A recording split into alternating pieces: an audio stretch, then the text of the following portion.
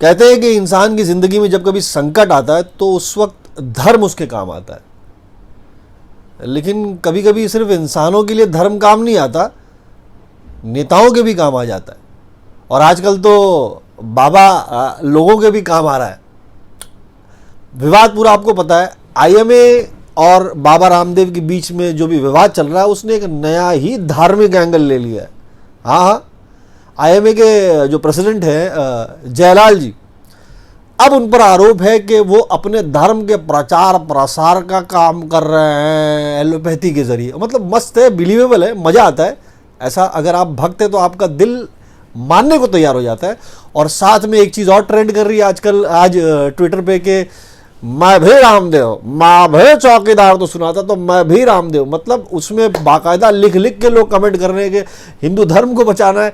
अरे मेरे भाई, मेरे प्यारे प्यारे भारतवासियों, देखो क्या है, ये मामला धर्म का नहीं है। हाँ, ये मामला धर्म का नहीं है। ये एंगल कहाँ से रेक्टेंगल और ट्रायंगल बन के आ रहा है ये मुझे नहीं पता। देखिए क्या है ना कि कोई भी शख्स, कोई भी बॉडी, आप किसी भी धर्म के, आप किसी भी क्षेत्र में, अगर आप इस बीमारी या किसी भी मुसीबत के हालात में अगर ये कहें कि ईश्वर मुझे इस बीमारी से निकालेगा, या जीसस मुझे इस बीमारी से निकालेगा, या अल्लाह मुझे इस बीमारी से निकालेगा, या वाहेगुरु ही निकालेगा इस बीमारी से, तो बॉस ये आपकी आस्था है, आपका बिलीव है, आप अपनी अपने लेवल पे आप सब लोग सही है। ये प्रॉब्लम धर्म का नहीं है। क्या है कि हमारे देश में एक बहुत बड़ा फंडा है, बड़े बड़े लोगों ने इस्तेमाल किया है। जब कभी जनता को अपनी ट्यून पे नचाना है तो आपको सिर्फ धर्म का डमरू बजाना है, डग डग डग।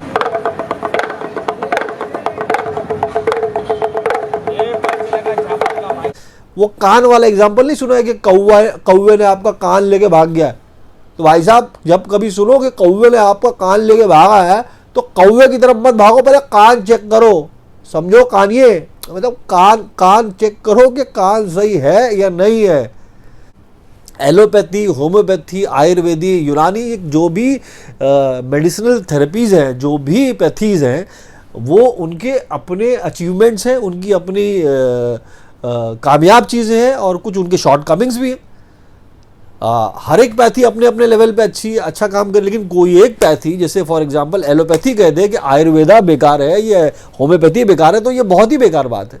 उसी तरह से अगर कोई इंसान आज के हालात में, जब कोविड चल रहा है और लॉकडाउन चल रहा है और पैंडमिक इतने पीक पर है और उसका इलाज किया जा रहा है, वैक्सीन्स जो है एलोपैथी की देन है, और जो बड़े सारे ट्रीटमेंट्स हो रहे हैं वो एलोपैथी की वजह से हो रहे हैं, और लोगों में एक डर का, संशय का माहौल है। अगर कोई यही कह दे कि ये पैथी जो है, एलोपैथी खराब है या फिर ये लोगों की जान ले रही है, तो ये कितना घातक है।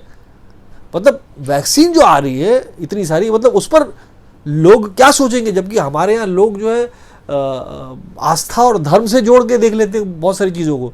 तो कितनी घातक चीज़ है। मेरा मानना है कि ऐसा नहीं करना चाहिए, बैलेंस बनाना चाहिए, बैलेंस होना चाहिए। जैसे ये बैलेंस है विश्व प्रसिद्ध योग गुरु स्वामी रामदेव, जो साइकिलिंग करते हुए एंट्री ले रहे हैं। देखिए वो बारिश में करते हुए एंट्री ले रहे हैं। देखिए वो बारिश में अरे नहीं, ये क्या बैलेंस सही था, लेकिन कभी कभी हो जाता है ना, कभी कभी डिसबैलेंस, उनका अपना कसूर नहीं है। देखो ये मोहतरमाएं भी तो वही बोल रही है। कोई बात नहीं, मजा तो इसी बात का है कि फिसलने के बाद भी आप फटाफट खड़े हुए, साइकिल पे सवार हुए, फिर से चक्कर लगाने लगे। स्वामी जी, इसी जज्बे को पूरा देश सलाम करता है। कितना अच्छा पेमेंट, नहीं मतलब कितना अच्छा स्टेटमेंट है जो मतलब इतनी तारीफ कर रही है। देखो क्या बैलेंस जरूरी है। और बाबा जी की क्वालिटी है कि बाबा जी कभी भी पैसों के लिए काम नहीं करते, और ना ही उनके आसपास कोई भी इंसान ऐसा आपको मिलेगा जो पैसों के लिए काम करता है, और पैसों की तो कभी बात ही नहीं करते। अच्छा, एक किसी में कहीं से पैसे लाने में बड़ी दिक्कत होती है, हमारे पकड़े नहीं गया।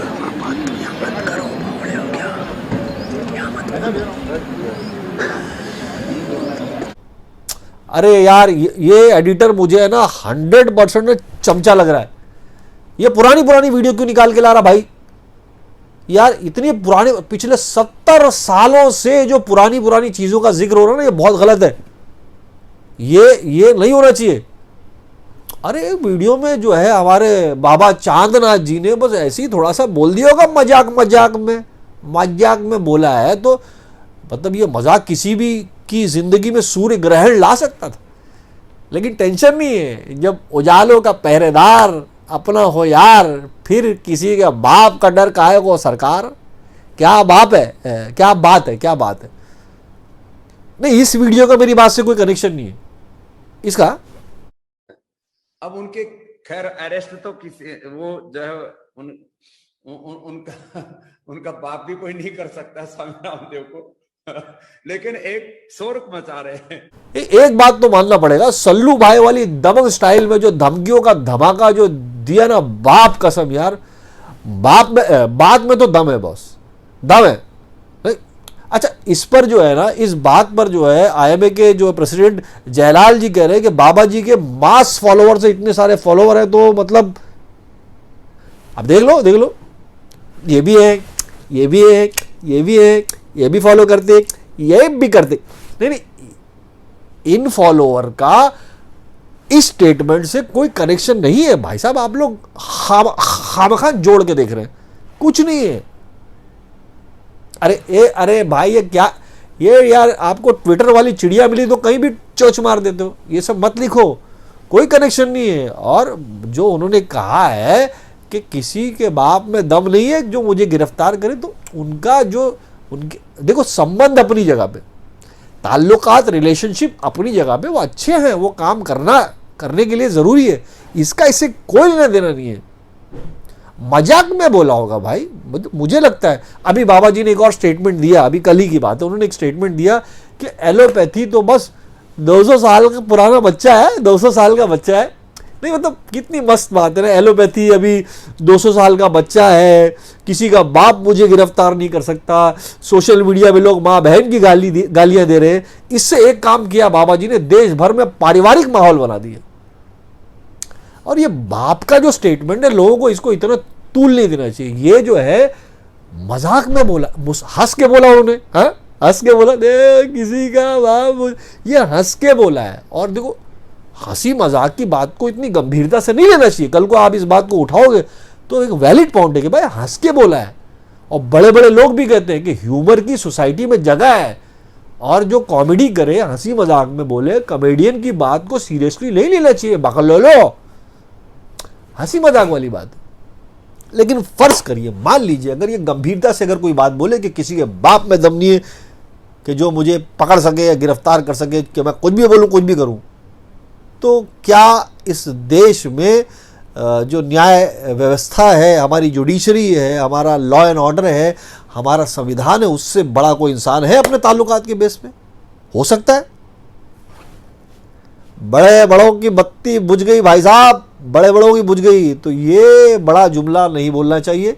इस देश में, देश के कानून से, देश की जुडिशरी से, देश के लॉ एंड ऑर्डर से बड़ा कोई भी नहीं है, हमारे संविधान से बड़ा कोई भी नहीं है। अगर आप गलत बात करते हैं तो आप पकड़ में आ सकते हैं।